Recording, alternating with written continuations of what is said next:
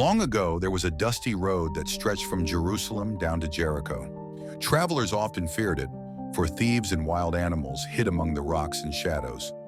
One hot afternoon, a Jewish man was walking alone on that road. He carried a small bag and a heart full of purpose, but danger was near. Suddenly, from behind the rocks, a group of robbers jumped out. They tore his robe, beat him, and took everything he had, even his sandals. They left him lying on the ground, bleeding and weak. The road grew silent again. Only the wind and his faint cries remained.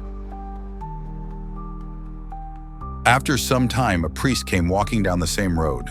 When he saw the wounded man, he frowned, then looked away. He quickly crossed to the other side of the road and kept walking. The priest thought, "If I stop, I'll become unclean. I have holy duties to attend."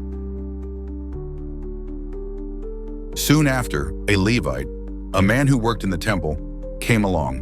He also saw the poor man lying there.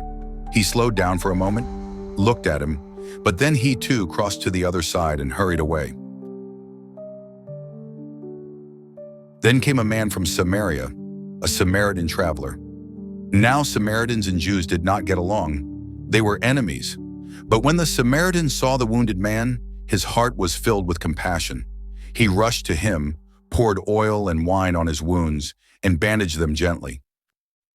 The Samaritan lifted the man onto his own donkey and walked beside him under the burning sun. Step by step, he led the donkey to the nearest inn. He stayed up all night caring for the man, giving him food and water. The next morning, he gave money to the innkeeper and said, "Take care of him. If it costs more, I will pay when I return." Later, Jesus told this story to a man who had asked, "Who is my neighbor?"